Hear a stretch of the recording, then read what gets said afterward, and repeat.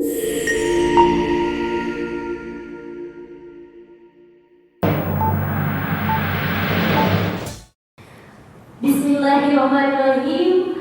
Assalamualaikum warahmatullahi wabarakatuh. Waalaikumsalam warahmatullahi wabarakatuh. Wah, tampaknya teman-teman hari ini udah banyak yang datang, tapi kenapa suaranya tidak terdengar? Entah kemana ini. Saya lagi sekali lagi ya teman-teman. Boleh? Boleh. Boleh? Boleh. Tapi saya mengulanginya dengan cara pantun. Boleh? Boleh. Nanti teman-teman bantu dengan cara menjawab dengan kata cakep. Setuju? Setuju. Dengan kata apa? Cakep. Dengan kata apa? Cakep. Biar seperti saya semakin Cakep. Baik. Jalan-jalan ke Pantai Kelang. Kurang semangat. Jalan-jalan ke Pantai Kelang. Cakep. Jangan lupa membeli opak. Cakep. Salam saya terpaksa diulang karena jawabannya tidak kompak. Assalamualaikum warahmatullahi wabarakatuh. Waalaikumsalam warahmatullahi wabarakatuh. Petir bukan sembarang petir. Petir Cakep. menyambar rumah Mas Gondo. Cakep. Cakep tuh. Cakep. Selamat datang yang sudah hadir. Salam hangat dari moderator yang cantik dan rupawan. Tepuk tangan dong. Baik teman-teman hadirin yang berbahagia, alhamdulillah rabbil alamin, wassalatu wassalamu ala asrofil anbiya'i wal mursalin wa ala alihi wa sahbihi rasulillahi ajmain, amma ba'du. Puji dan syukur mari kita panjatkan kehadirat Allah Subhanahu wa taala karena hadirannya kita dapat berkumpul di tempat yang penuh berbahagia ini. Dan tak lupa pula salawat berangkaikan salam karena kita hadiahkan kepada junjungan Nabi besar kita Nabi Muhammad sallallahu alaihi wasallam. Teman-teman, ada pepatah mengatakan tak kenal maka tak. Jika sudah sayang janganlah ditinggalkan. Maka dari itu perkenalkan saya Fiona Febiola Bakara. Dalam acara ini saya sebagai moderator yang akan membantu acara pada hari ini, yang tentunya acara yang luar biasa, ngopi ngobrol pintar. Tepuk tangan dong. Dan tentunya dengan tema yang sangat luar biasa, yaitu terkait hermeneutika dan membangun pikiran dalam menghadapi perubahan era. Masya Allah. Teman-teman pada semangat? Semangat. Teman-teman, di depan kita di sebelah saya sudah ada narasumber yang tentunya sangat luar biasa ya, yaitu ada Mas Rizky Ramadan Sitebu SAG. Nah, nanti Mas Rizky ini akan membedah buku terkait logical fallacy, yaitu membuat kesalahan-kesalahan berpikir yang kerap kita jumpai sehari-hari. Untuk itu teman-teman, lebih dekatnya, Mas Rizky ini merupakan seorang mahasiswa Magister Ilmu Al-Quran dan Tafsir UIN Sunan Kalijaga Yogyakarta. Dan fakta menariknya juga teman-teman, beliau merupakan seorang penulis novel, benar ya? Yaitu berjudul Cahaya di Persimpangan Jalan. Dan beliau juga merupakan seorang penulis, aktif penulis politik nih di hariannegeri.com. Dan sesuai dengan moto beliau, yaitu menjaga rumah Allah, menjemput cahaya ilmu. Masya Allah, beri tepuk tangan dengan narasumber kita yang pertama. Dan tak kalah menarik juga teman-teman, di sebelah Mas Rizky adalah sahabat karibnya, yaitu Mas Laksamana Novel Hadi SAG. Beliau nantinya akan membedah buku terkait hermeneutika. Dan fakta menariknya lagi teman-teman, Mas Novel ini merupakan seorang mahasiswa Magister Ilmu Al-Quran dan Tafsir UIN Sunan Kalijaga Yogyakarta. Dan tak kalah juga, ternyata Mas Novel ini merupakan seorang penulis juga teman-teman. Di website ulumulhadis.id. Dan Mas Novel ini juga merupakan penulis di website hariannegeri.com. Dan fakta menariknya juga teman-teman, Mas Novel ini juga merupakan penulis buku antologi Menembus Mimpi. Masya Allah, beri tepuk tangan dengan narasumber kita yang kedua. Teman-teman yang berbahagia, tentunya berbicara tentang logical fallacy dan hermeneutika, tak dapat kita pungkiri teman-teman, di mana membantu kesalahan penalaran dalam menginterpretasikan, dan tentunya dalam hermeneutika ini juga kita bahas terkait membutuhkan ketelitian logis agar interpretasi tidak terjebak pada bias dan kekeliruan pemaknaan. Nah, teman-teman pada penasaran nggak untuk kita bedah buku ini? Ya. Masih pada semangat nggak? Pada masih semangat nggak?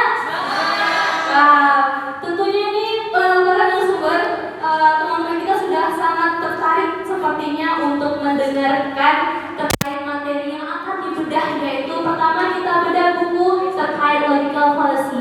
Sebenarnya apa sih cara berpikir itu?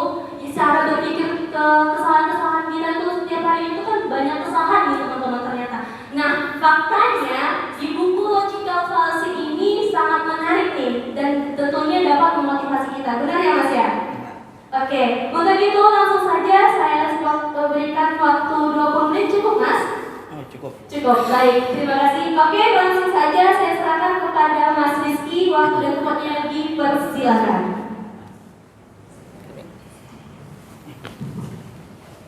Assalamualaikum warahmatullahi wabarakatuh.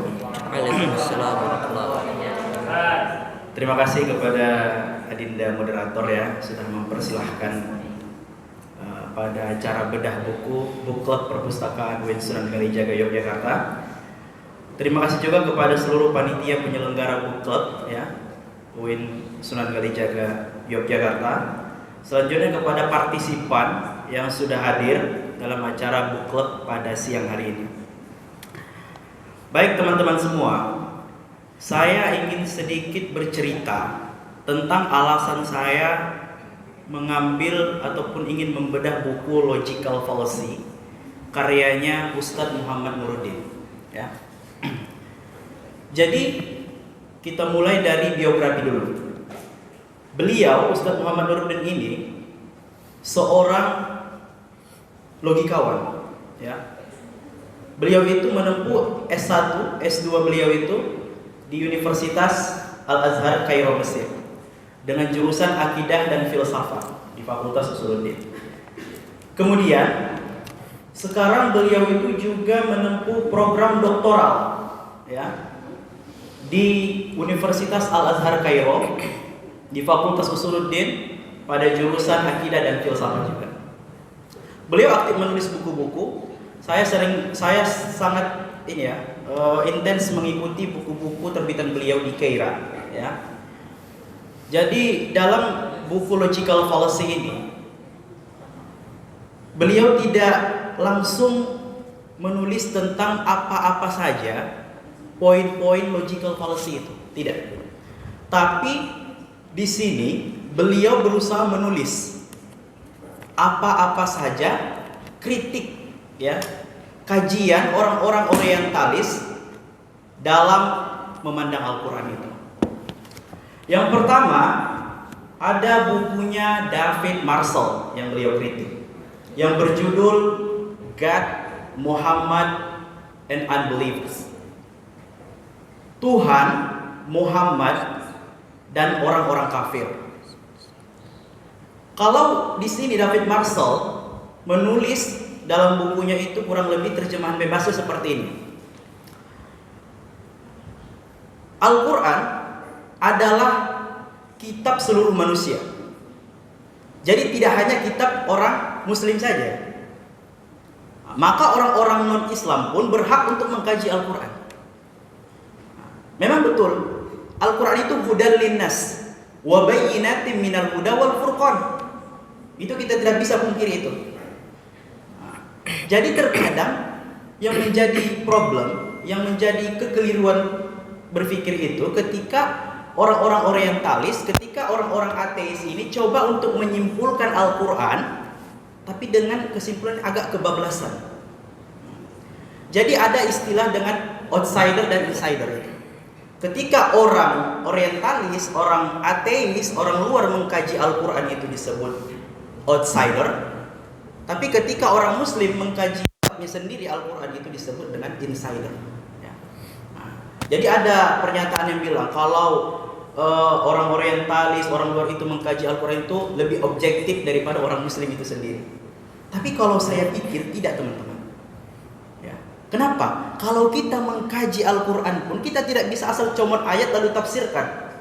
Ambil ayat, satu ayat, kemudian kita berikan tafsiran sekonyong-konyong kita, tidak. Kita lihat ulama-ulama tafsir ya, dari era klasik, pertengahan, kontemporer, itu mereka sangat berhati-hati dalam menafsirkan Al-Quran. Dan ada basic keilmuan di situ. Ya, mereka sudah hafiz Quran dari usia belia. Mereka sudah memiliki ilmu yang bersanad. Mereka hafal ribuan hadis. Mereka ahli fikih, ahli balaghah, ahli mantik dan sebagainya. Jadi tidak seenaknya saja orang muslim itu ambil ayat Al-Quran lalu tafsirkan, tidak. Jadi pernyataan-pernyataan itu kadang menjadi beban bagi orang muslim ya. Karena dibilang kalau kita yang mengkaji kitab kita sendiri itu tidak objektif kita menilainya. Padahal tidak seperti itu. Oke? Itu di bagian muqaddimah buku ini, di bagian bab-bab awal, itulah yang diceritakan ditulis oleh Ustadz Muhammad Nuruddin. Jadi buku ini kurang lebih halamannya itu 427 halaman ya, termasuk sekarang buku bestseller ya. Dijual, dicetak di percetakan Keira, hanya ada di percetakan Keira ya. Oke, masuk pada poin logical fallacy ya. Dalam buku ini ditulis kurang lebih ada 72 logical fallacy. Bayangkan teman-teman, sungguh banyak ya logical fallacy, sampai 72 logical fallacy yang ditulis oleh Muhammad Nuruddin. Tapi di sini saya ambil hanya beberapa poin saja ya. Kalau 72 logical fallacy kita kupas maknanya mungkin sampai besok pun tidak akan selesai ya. Oke. Di era modern sekarang ini banyak kita lihat di media sosial banyak kesalahan-kesalahan berpikir pada tulisan, baik itu tulisan, pernyataan seseorang dan lain sebagainya. Maka kekeliruan cara pikir dan cara pandang itu disebut dengan logical fallacy. Ya. Kalau dalam bahasa Arabnya mughalatah. Itu sama, logical fallacy artinya kekeliruan berpikir. Di sini saya ambil cuma 5 poin yang paling dekat dengan kehidupan kita sehari-hari. Ya. Yang pertama ada confirmation bias. Bagaimana cara berpikir confirmation bias ini? Yaitu memilah-milah fakta suatu klaim, tapi ia mengabaikan klaim lain yang dapat menentukan klaimnya itu sendiri. Kalau saya kasih contoh begini teman-teman, ini terjadi pada banyak terjadi pada tulisan orang-orang ateis dan orang-orang orientalis sebenarnya. Mereka dalam mengkaji Al-Quran, mereka coba untuk mencari ayat-ayat, mencari tulisan yang mengatakan bahwa Islam itu adalah agama yang teroris. Mereka cari itu di Al-Quran, padahal kan tidak ada sebenarnya yang menyatakan bahwa Islam adalah agama yang teroris. Tapi mereka cari, mereka paksakan, mereka tafsirkan bahwa Islam itu agama teroris. Padahal ketika mereka membaca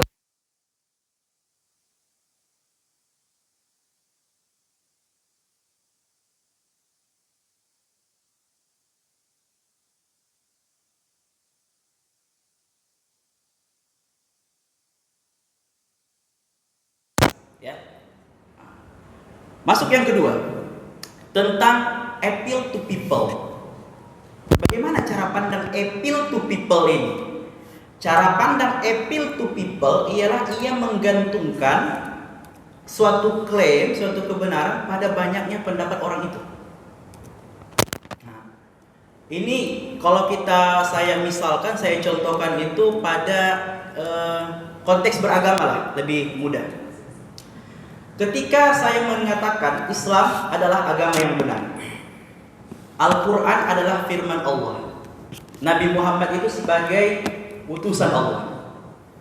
Ketika ditanya apa alasan saudara mengatakan itu, kemudian saya menjawab, saya mengatakan itu karena banyak diimani dan diyakini oleh banyak orang.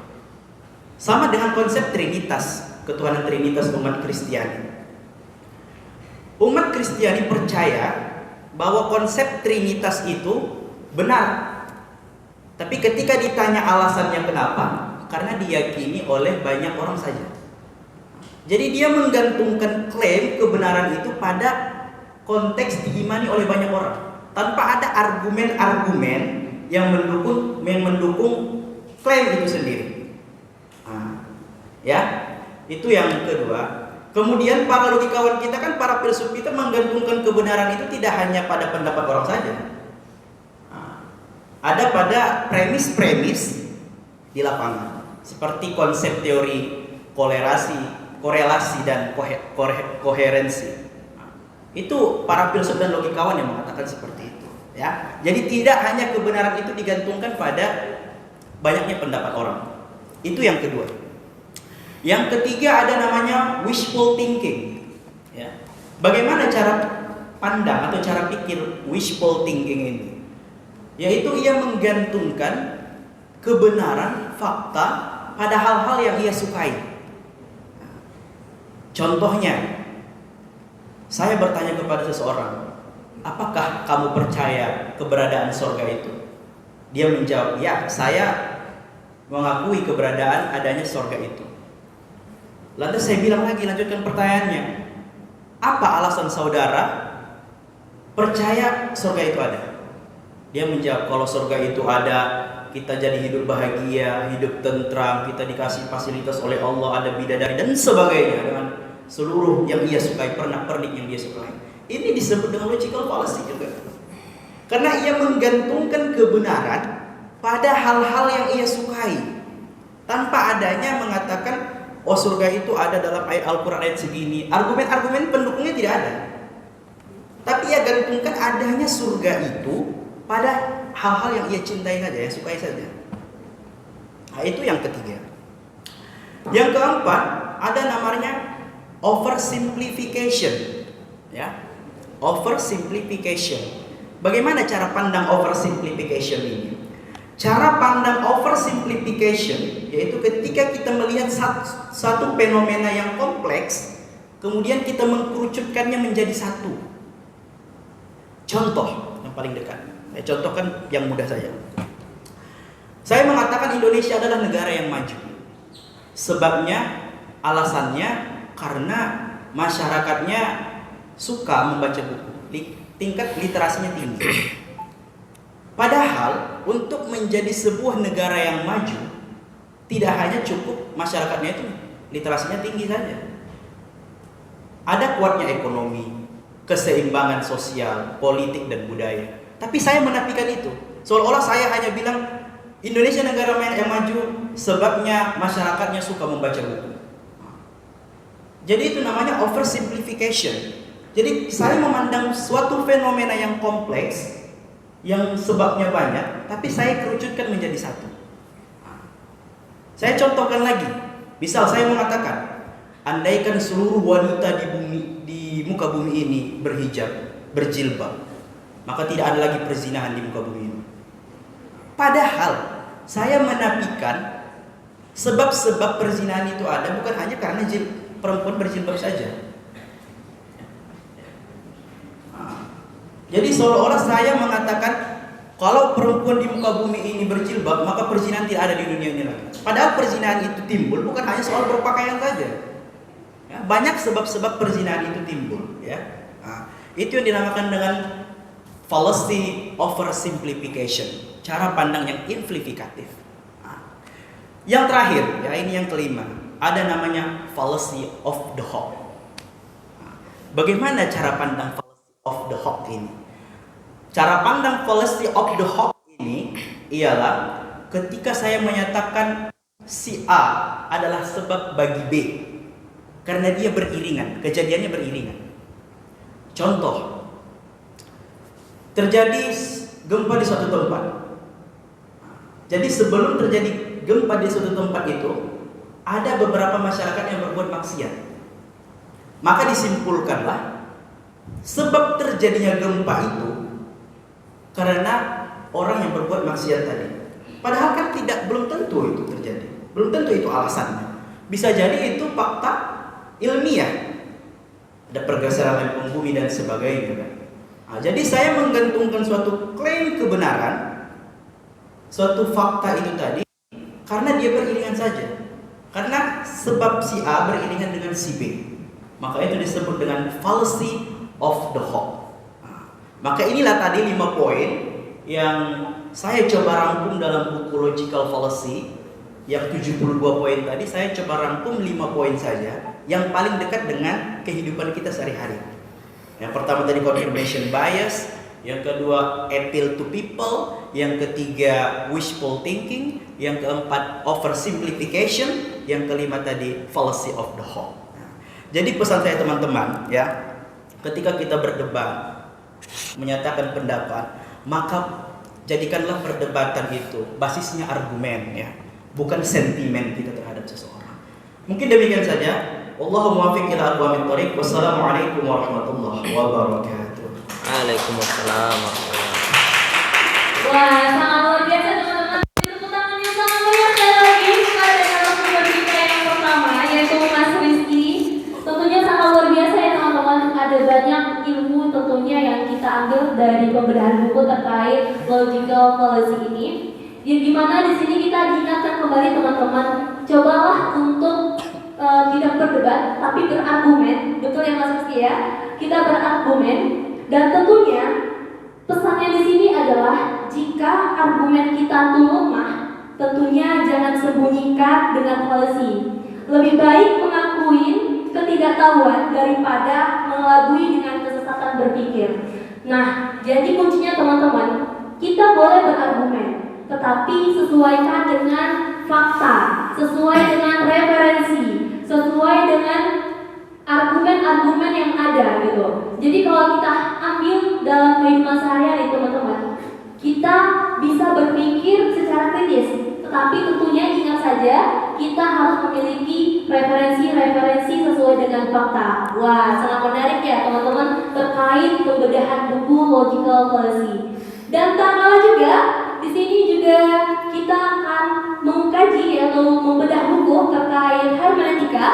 Nah, di sini sudah ada narasumber kita yang kedua yaitu Mas Nova. Nah, tentunya di sini sangat menarik juga teman-teman terkait pembedahan buku hermeneutika. Bagaimana sih cara kita menginterpretasikan yaitu dalam buku hermeneutika ini? Nah, tentunya teman-teman pada penasaran kan?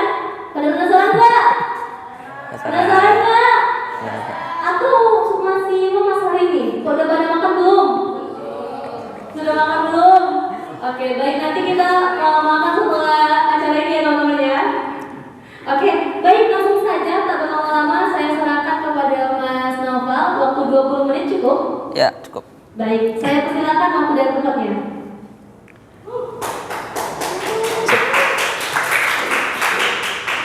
Oke, halo teman-teman semua, selamat siang. Karena tadi saya dengar banyak yang belum makan, jadi untuk sementara kita kasih makan pikiran kita dulu. Oke ya. Nah,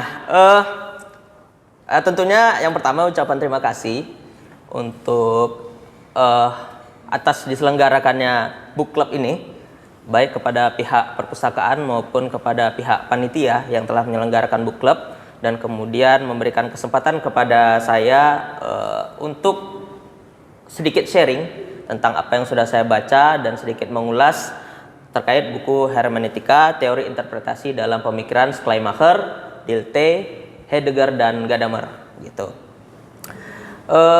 Mungkin sebelumnya perkenalan diri lagi. Perkenalkan saya Laksamana Noval Hadi ya, mahasiswa Magister Ilmu Al-Qur'an dan Tafsir gitu. Nah, karena saya mahasiswa Ilmu Al-Qur'an dan Tafsir, tentunya rasanya sudah pas itu menjadi latar belakang bagi saya untuk membaca buku ini gitu. Nah, karena kita yang mungkin fokus di jurusan atau menggeluti pendidikan di bidang sosial humaniora itu mungkin gak asing dengan istilah hermeneutik. Mungkin teman-teman yang belajar di filsafat, teman-teman belajar yang belajar di hadis, yang belajar di komunikasi itu seharusnya tidak asing ya dengan hermeneutik. Nah, kecuali teman-teman yang mungkin tidak di bidang itu, tidak di bidang sosial humaniora, perkuliahannya atau pendidikannya mungkin agak sedikit asing.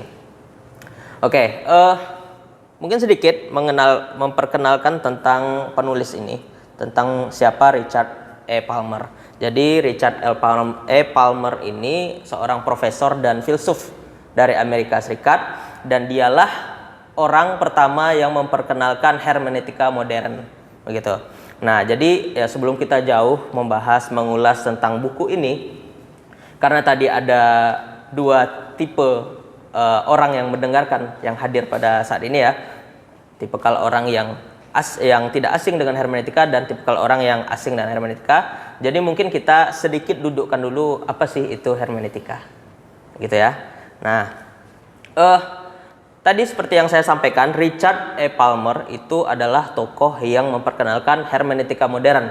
Nah, maka dari itu buku ini menurut saya setelah saya baca merupakan buku pokok atau buku dasar untuk teman-teman yang saat ini sedang mempelajari hermeneutika. Nah, karena ternyata hermeneutika itu ada dua definisi. Nah, ini apa yang saya pahami ya, ada dua definisi. Yang pertama definisi klasik, yang kedua definisi modern. Nah, kalau definisi klasik, ya hermeneutika itu penafsiran, tafsir. Nah, jadi kalau dengar istilah hermeneutics biblical atau hermeneutics Quranik, ya artinya penafsiran Bible dan artinya penafsiran Quran. Akan tetapi apa yang kita pelajari, apa yang kita kenal saat ini dalam konteks hermeneutika modern itu enggak sesederhana hermeneutika itu tafsir. Nah, jadi saya mau coba analogikannya. Mudah-mudahan bisa saya coba sederhanakan. Jadi seandainya teman-teman nih mendapatkan pesan dari sahabat lama, sahabat karib yang udah lama nggak ketemu, tiba-tiba ngirim pesan. Nah, teman-teman ketika mendapatkan pesan itu pasti langsung memahami teks dari apa yang dituliskan oleh sahabat lama itu, langsung memahami. Kemudian setelah memahami, teman-teman pasti secara naluri, secara otomatis mencoba memahami perasaan apa yang dituangkan oleh penulis dari teks chat tersebut. Kemudian mencoba membayangkan kenangan-kenangan yang sudah dilalui bersama sahabat, gitu ya. Dan kemudian menyesuaikan lagi dengan kondisi kita saat menerima teks tersebut. Nah, jadi seandainya bisa jadi sahabat kita mengirim pesan, aduh udah lama nggak jumpa nih bro, gitu seandainya. Terus tiba-tiba kita menginterpretasikan, nah ini mau minjam uang nih, ya kan? Bisa jadi. Nah, tapi seandainya, wah udah lama nggak jumpa bro, waduh udah lama nggak jumpa dengan sahabat, aku kangen, kami pernah begini, kami pernah begitu, keseruan kami begini begitu. Nah itulah hermeneutik. Jadi hermeneutik itu bagaimana cara kita memahami, bagaimana cara kita menginterpretasikan sebuah pesan, sebuah teks. Dan bahkan lebih luas lagi, kalau tafsir tadi kan, nah dia cakupannya, ruang lingkupnya itu seputar teks-teks suci pada zamannya itu, pada masa klasiknya. Akan tetapi hermeneutik modern itu tidak hanya sekedar teks, tapi sastra, budaya, bahkan manusia itu sendiri kita berusaha mencoba memahaminya dengan hermeneutik. Nah, begitu kira-kira. Jadi sebenarnya hermeneutik ini sudah tidak asing dengan kehidupan kita sehari-hari. Nah, ketika kita membaca chat WhatsApp gitu, kita langsung secara otomatis, memang secara naluriah kita langsung mencoba memahami, mencoba menginterpretasikan, dan itulah hermeneutik yang sudah kita jalani sehari-hari begitu. Nah, oke. Nah, tadi udah tentang pengertian hermeneutik dalam konteks hermeneutik modern ya. Nah, kemudian latar belakang kenapa saya membaca ya buku ini. Tadi saya sempat singgung, tadi saya jurusan tafsir. Nah, karena saya pribadi mungkin masih perlu mengulik dan mengulas tentang teori hermeneutik ini gitu. Nah, sehingga saya tertarik untuk membaca buku ini. Dan bagi saya belajar itu bukan hanya sekedar di ruang kelas. Seandainya ya sebenarnya sebelumnya saya sudah pernah mendapatkan mata kuliah tentang hermeneutik begitu. Nah, dan itu tidak menutup kemungkinan barangkali kita kurang puas terhadap mata kuliah itu. Sehingga bagi saya yang kita salahkan itu bukan mata kuliahnya, bukan dosennya, bukan yang membuat kurikulumnya, tapi salahkan diri kita yang tidak mau belajar di luar kelas. Karena belajar sejati itu ketika kita berada di luar kelas, di luar perkuliahan, itu belajar yang sejatinya seperti itu. Karena bangku perkuliahan itu hanyalah pemantik dari apa yang telah kita eksplor, apa yang kita telah dapatkan di luar sana. Gitu. Apa yang sudah kita baca, apa yang sudah kita alami. Nah, kita sampai di bangku perkuliahan itu adalah pemantiknya, penambahan teori barunya. Kemudian kembali kita kembangkan ketika kita keluar dari perkuliahan. Sehingga Nah, untuk merealisasikan itu saya mencoba cari tahu sendiri tentang hermeneutik, membaca buku hermeneutik dan salah satunya buku Richard E. Palmer ini. Begitu. Nah, latar belakang ditulisnya buku ini itu di awal abad ke-20 di Amerika itu ada namanya gerakan Neocriticism, gitu ya. Gerakan mengkritik sastra, ya, mengkritik sastra, yang mana mengkritik kegiatan kelompok mengkritik sastra ini dibatasi dengan kalau kita memahami teks sastra, kalau kita memahami sebuah teks itu tidak terikat dengan siapa penulisnya, apa maksud penulisnya, siapa penulisnya, di mana penulisnya tinggal, apa yang dirasakan penulisnya, itu tidak terikat sama sekali. Jadi kita untuk memahami teks, ya benar-benar teks itu aja. Teks itu punya jiwanya sendiri. Nah, kemudian dengan latar belakang itu, Richard E. Palmer menawarkan solusi hermeneutik yang mana Richard E. Palmer ini sudah mengenal tokoh-tokoh hermeneutik, empat tokoh hermeneutik seperti Schleiermacher, Dilthey, Heidegger, dan Gadamer ini, dan kemudian memperkenalkannya di Amerika dengan dibuatnya buku ini. Jadi buku ini sebenarnya terjemahan ya, judul aslinya Hermeneutics, Theory Interpretation in Schleiermacher, Dilthey, Heidegger, dan Gadamer, Gadamer. Nah, ini jadi terjemahan begitu. Nah, itu latar belakang kenapa adanya buku ini, dan buku ini tujuannya itu ya untuk memperkenalkan dan mendeskripsikan proses berkembangnya hermeneutik hingga saat ini gitu ya. Hingga hermeneutik modern yang seperti yang kita kenal begitu. Nah, buku ini sangat panjang ya isinya menurut saya dan sangat sulit untuk dimengerti. Jadi pertama kali saya membaca buku ini, ya buku ini bikin saya pusing. Nah, tapi setelah kita mencoba untuk memahami, ya ternyata buku ini keren juga gitu. Nah, karena memberikan pemahaman-pemahaman yang menurut saya mind blowing ya. Nah, sehingga dalam kesempatan kali ini mungkin saya akan mencoba menyampaikan inti dari apa yang dibahas di dalam buku ini. Yang tadi seperti saya sampaikan bahwasanya buku ini mengulas tentang perkembangan hermeneutik itu, dan intinya ada di empat tokoh tadi. Makanya judulnya ada Schleiermacher, Dilthey, Heidegger, dan Gadamer. Nah, karena itulah empat tokoh pilar yang menjadi dasar hermeneutik yang kita kenal pada saat ini. Nah, yang pertama kita coba ulas tentang Schleiermacher. Nah, Schleiermacher inilah tokoh yang menjadi awal mula yang meletakkan batu pertama di fondasi hermeneutika modern. Nah, jadi pemikiran Schleiermacher tentang hermeneutika ini itu basic banget, dasar banget, yaitu untuk memahami sebuah teks itu kita harus memahami gramatikalnya dan psikologis yang menulis. Itu dasar banget, basic banget. Nah, dan seharusnya kita semua sebenarnya sudah bisa melakukan itu di kehidupan kita sehari-hari. Nah, jadi kalau seandainya ada di grup nih, kita umpamakan lagi di WhatsApp ya, di grup seandainya ada teman kita yang membuat ketikan yang kasar atau yang menyinggung. Nah, pasti ada dua tipe kalau orang. Ada yang langsung marah, ada yang pasti bilang gini, oh jangan tersinggung dulu, mana tahu dia bercanda. Oh jangan tersinggung dulu, barangkali dia salah kirim, lupa. Nah, itulah praktek dari pemikiran Schleiermacher tadi. Karena kita tidak hanya memahami gramatikalnya saya, ini bahasanya kasar banget nih. Tapi kita mencoba memahami psikologis orangnya. Ini benar nggak dia tujuannya untuk menyinggung kita? Benar nggak dia tujuannya untuk mencela kita? Nah, makanya dalam kehidupan sehari-hari kita sudah mempraktekkan pemikiran teori hermeneutika Schleiermacher. Kalau kita berprasangka istilah husnuzon ya. Nah, itu kita mencoba memahami psikologis orang yang menulis teks tersebut. Nah, itu sederhananya begitu kurang lebih. Nah, kemudian ada Wilhelm Dilthey. Ya. Wilhelm Dilthey ini beda lagi dengan Schleiermacher. Nah, jadi tadi Schleiermacher gramatikal dan psikologis. Kemudian Wilhelm Dilthey ini membagi ilmu pengetahuan itu menjadi dua. Nah, ada Natural Wissenschaften sama Geisteswissenschaften. Nah, ini sorry kalau saya salah ya dalam penyebutannya, soalnya ini bahasa Jerman kalau nggak salah.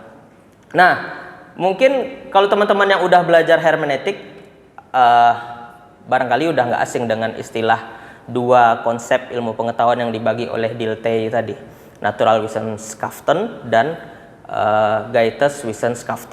Geisteswissenschaften gitu.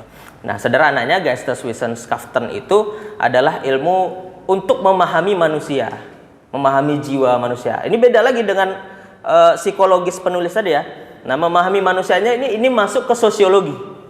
Nah, masuknya ke sosiologi. Nah, jadi itu bedanya antara Schleiermacher dengan Dilthey. Kemudian kita masuk yang ketiga itu ada Heidegger. Nah, bahwasanya hermeneutik itu adalah bagian dari diri kita. Nah, jadi ketika kita memahami sesuatu, ini udah enggak, pembahasannya udah enggak teks lagi ya.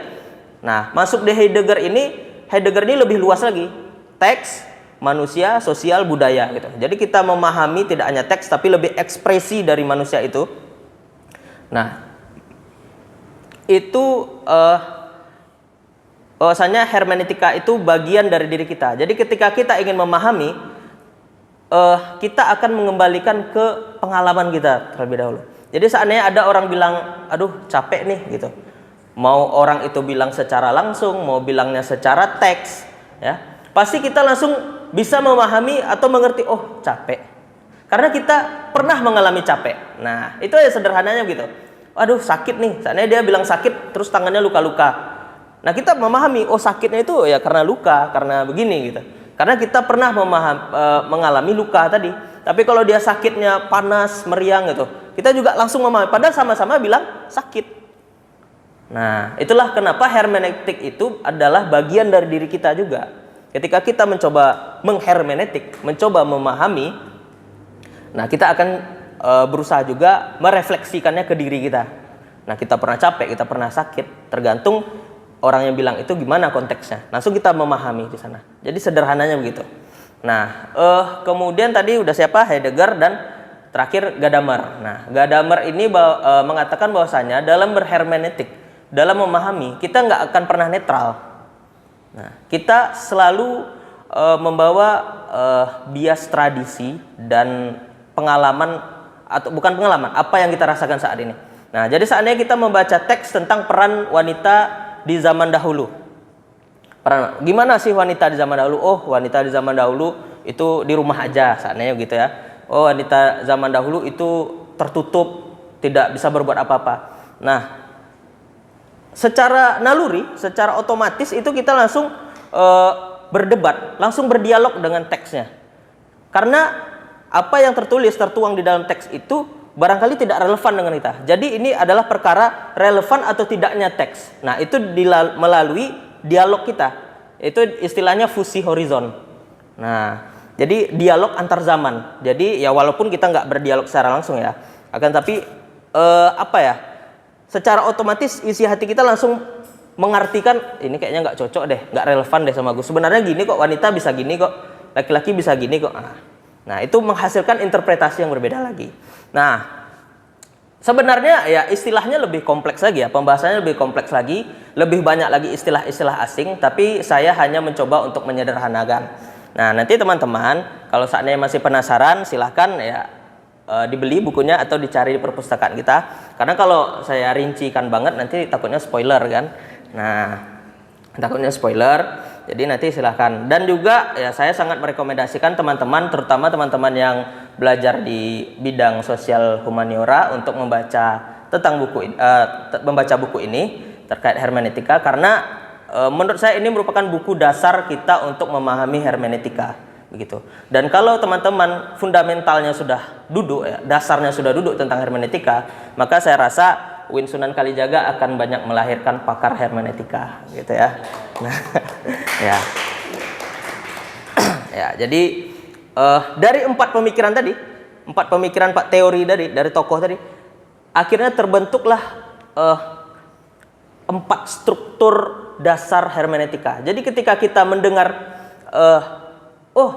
kamu menafsirkan atau kamu memahami suatu teks dengan hermeneutika ya. Nah, konteks hermeneutikanya kembali lagi bukan hermeneutika klasik tapi hermeneutika modern. Tadi yang dari pemikiran Schleiermacher, Dilthey, Heidegger, dan Gadamer. Jadi ketika kita memahami teks, berarti kita yang pertama pendekatan Schleiermacher dengan gramatikal dan psikologisnya. Ini bahasanya oke, udah ngerti. Psikologis kira-kira apa ya perasaan penulisnya gitu. Kemudian yang kedua Dilthey, kira-kira lingkungan penulisnya gimana sih? Gimana kehidupan manusia saat itu? Gimana secara sosiologisnya gitu. Kemudian masuk ke Heidegger. Kita pernah merasakan enggak atau kita bisa memahami enggak apa yang dituliskan di sana gitu. Bisa terrefleksikan lah enggak dengan diri kita. Kemudian masuk yang keempat, kita berdialog dengan teks tersebut sehingga bisa menghasilkan interpretasi hermeneutika yang benar yang sesuai dengan 4 struktur dasar hermeneutika dari 4 tokoh tadi. Nah, kurang lebih gitu. Saya berusaha untuk menyederhanakan ya. Nah, jadi emang agak sedikit rumit. Nah, kemudian kenapa buku ini penting? Nah, tadi kita kan membahas tentang logical fallacy. Ya. Logical fallacy itu ya terkait pemikiran, dan produk dari pemikiran itu adalah pemahaman. Kita berpikir, terus apa yang kita pahami? Itulah produk dari pemikiran. Nah, jadi hermeneutika ini membantu kita agar cara kita memahami ini lebih terstruktur. Jadi walaupun kita secara nalurinya, secara dasarnya kita sudah bisa berhermeneutik, tapi nggak semua orang yang terstruktur cara memahaminya. Ada yang ketemu teks langsung marah. Ada kan? Ada yang ketemu seandainya orang kata agak salah sedikit, ngomong agak salah sedikit, langsung tersinggung. Ya kan? Ada yang udah orang ngomong panjang lebar dia nggak ngerti-ngerti. Nah, itu bukti bahwasanya nggak semua orang cara memahaminya itu terstruktur. Dan kalau kita mempelajari hermeneutika dari 4 tokoh ini, maka kita setidaknya sudah terbantu untuk terstruktur dalam memahami teks atau ekspresi yang disampaikan kepada kita. Nah, sehingga kalau kita cara memahaminya udah benar, maka kita terhindar dari isu logical fallacy tadi. Begitu ya. Nah, jadi itu pentingnya kenapa kita sebagai mahasiswa tentunya mencari tahu dan mempelajari tentang hermeneutik. Saran saya kepada teman-teman yang ingin membaca buku ini, karena buku ini tebal dan cukup rumit bahasanya ya. Saya membaca buku ini selama 2 minggu. Dan seharusnya lebih lama lagi. Jadi kepada teman-teman yang mungkin nanti akan membeli atau meminjam buku ini di perpustakaan, ya saran saya baca lebih lama lagi agar mendapatkan pemahaman yang lebih dalam. Kemudian agar tidak bingung dalam membacanya, mungkin teman-teman bisa mencari teman diskusi atau mencari referensi-referensi terkait yang relevan dengan buku ini sehingga dapat lebih mudah dalam memahami gitu. Nah, jadi ya itu sedikit ulasan dari saya terkait buku ini. Lebih dan kurang saya mohon maaf. Saya kembalikan kepada moderator.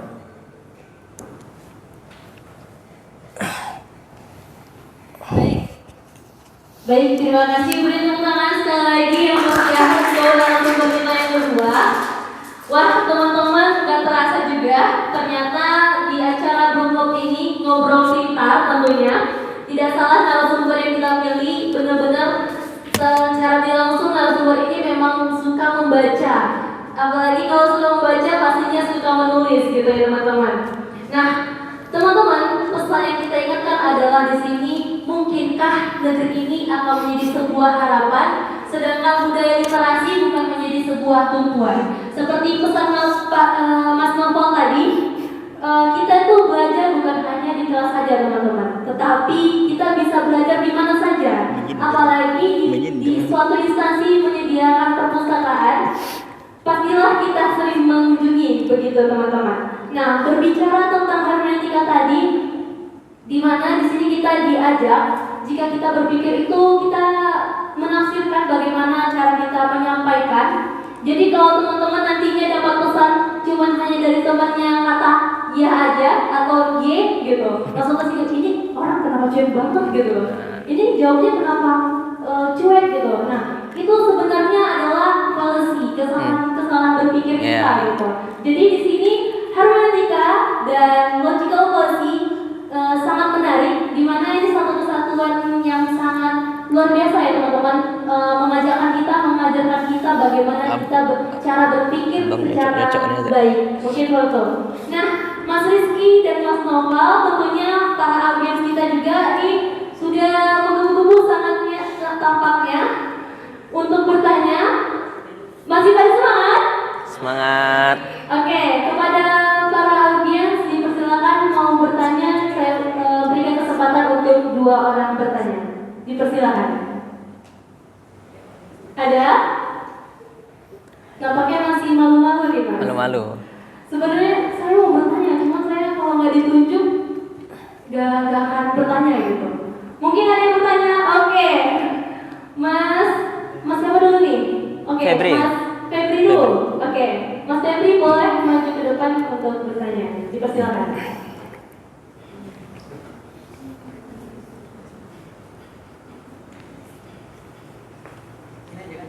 Boleh. Mau ke depan juga boleh Mas. Ya di sini. Boleh. Sini. Jadi pemateri lagi. Semuanya assalamualaikum warahmatullahi wabarakatuh. Waalaikumsalam warahmatullahi wabarakatuh. Luar biasa ya, tadinya lapar terus tiba-tiba kenyang. Karena memang sangat berbobot sekali, luar biasa. Oke, terima kasih. Ini saya mengajukan pertanyaan untuk Mas Nova. Jadi saya sempat menyimak sedikit ya. Saya itu tertarik dengan hermeneutik Mas ini dari nama, ya kan? Tapi kadang saya tuh berpikir saya nggak sempat pelajari hermeneutik itu secara keseluruhan. Jadi kadang saya hanya di pintu masuknya saja. Mungkin saya ingin lebih tahu lebih dalam Mas terkait dengan hermeneutik.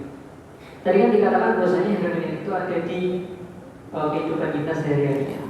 Seperti yang sudah dikatakan Mas Novel, hermeneutik modern ini kan ada di kehidupan kita sehari-hari. Nah, apakah di semua aspek kehidupan kita, termasuk dari cara berpikir kita, termasuk apa yang dilaksanakan orang lain kepada kita, apakah itu juga bisa kita katakan itu termasuk hermeneutik modern, ataukah bagaimana? Ataukah itu termasuk saya sebagai kesalahan berpikir apabila itu mengatakan sebagai hermeneutik modern? Mungkin bisa dikasih penjelasan singkat. Terima kasih. Baik, pertanyaan pertama kita tahan dulu ya. Kita lanjut dari pertanyaan kedua dari Mas Rashid. Dipersilakan. Rashid Ridla. Sampai pastor. Pasar.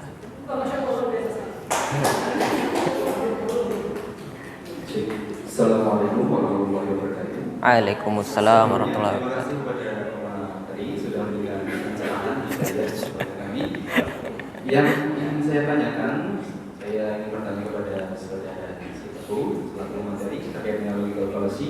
Di sini disampaikan materi yang unik karena memang ini berbicara tentang logika dan penulisnya adalah berasal dari kalangan umat Islam atau Muslim, yaitu Ustaz Muhammad Nuruddin. Nah, yang ingin saya tanyakan, apakah Ustaz Muhammad Nuruddin melalui buku ini juga memasukkan nilai-nilai keislaman dalam membahas logical fallacy itu sendiri? Nah, itu saja, dan nanti mohon diterangkan atau dijelaskan apakah nantinya logical fallacy ini adalah salah satu atau satu-satunya jalan menuju kebenaran itu sendiri. Karena kan kalau kita dalam Islam tentu tidak hanya dapat berbicara pada logika. Nah, itu kalau di sini Ustaz Muhammad Nuruddin itu menjelaskannya bagaimana? Apakah ada penjelasan terkait hal tersebut? Dan terima kasih, itu saja. Wah, sangat luar biasa ya teman-teman dengan pertanyaannya. Bagaimana para narasumber sudah bisa untuk dijawab? Ya.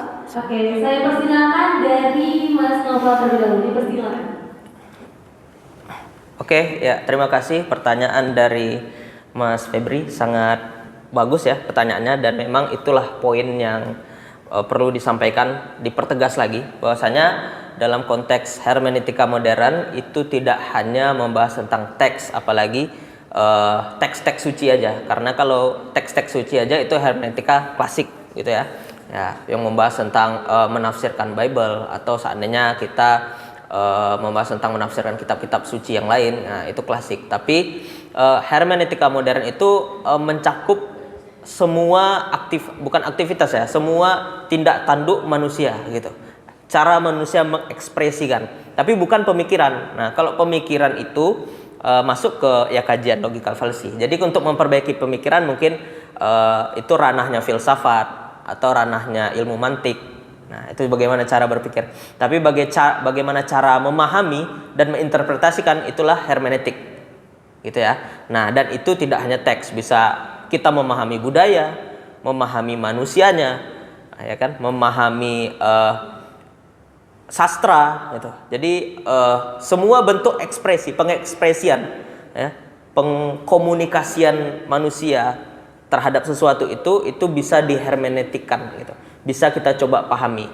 Nah, akan tetapi dengan hermeneutik itu bisa membantu kita agar lebih baik dalam cara berpikir ya. Bukan gitu. Dengan hermeneutik itu kita membantu dalam memahami karena ada step-stepnya tadi kan. Nah, dengan cara memahami yang terstruktur maka kita akan terhindar dari yang namanya kesalahan berpikir. Nah, itu ya. Nah, tapi itu beda antara cara memahami dan interpretasi dan cara berpikir. Nah, itu masuknya ke logical fallacy gitu. Dan lagi-lagi hermeneutik modern itu mencakup ke segala bidang atau ke segala bentuk pengekspresian manusia terhadap teks, sastra ataupun komunikasi begitu. Kurang lebih gitu. Nah, terima kasih.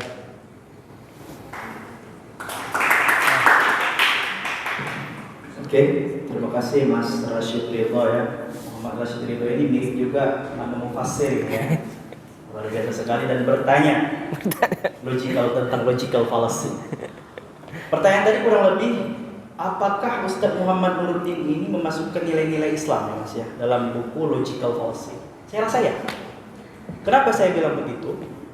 Dia punya teman debat dulu baru-baru ini tahun lalu lah, 2 tahun yang lalu kalau tidak salah, yang bernama Profesor Dr. Mun'im Sirri. Jadi Profesor Mun'im Sirri ini lulusan Universitas Pakistan ya, jurusan Islamic Studies.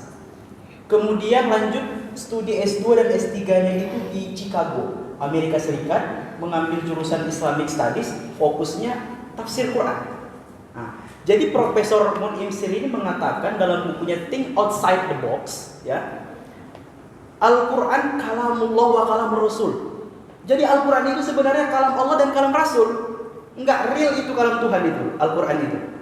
Kenapa? Ketika Allah melalui Jibril, kemudian Jibril melalui Muhammad, itu sudah masuk beberapa kata di situ, kosakata di situ. Jadi nggak real dari Tuhan, kecuali Tuhan sendiri yang ngomong kepada Nabi Muhammad. Jadi disinilah kebetulan saya bawa bukunya nih, Ustadz Muhammad Nuruddin ini. Membuktikan Al-Quran sebagai kalam ilahi, analisis dan kritik atas pemikiran Mun'im Sirri. Ini cukup menjawab pertanyaan Mas Rashid Ridho tadi, ya.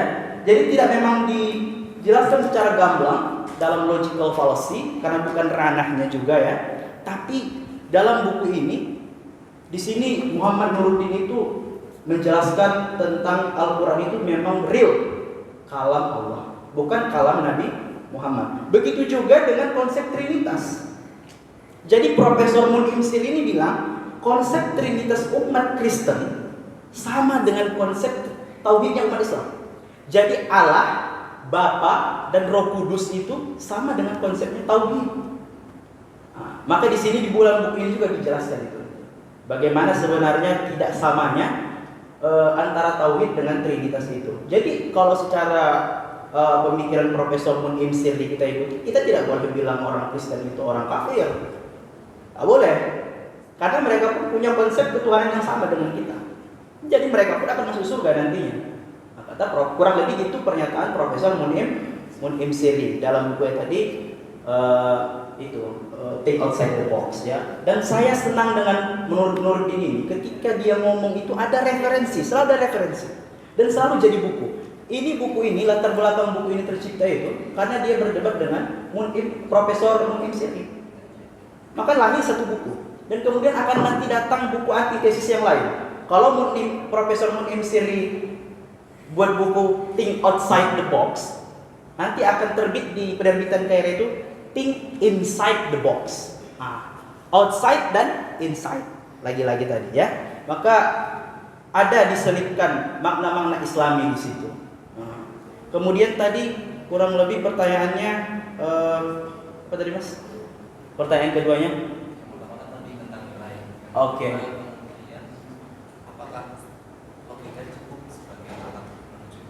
Oke, itu disebutkan juga dalam bab 3 kalau tidak salah saya.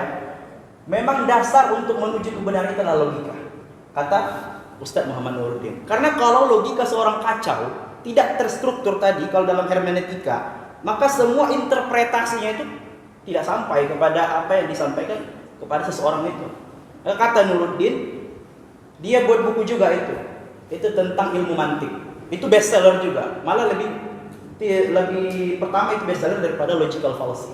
Nah, itu bisa nanti mungkin kita baca bersama, mungkin kita diskusikan bersama. Mungkin bisa nanti bulan depan itu Mas Rasidaito yang menjadi pembedah untuk ilmu mantik tersebut. Mungkin itu saja, terima kasih. Wah, tepuk tangan dong Mulia sekali lagi.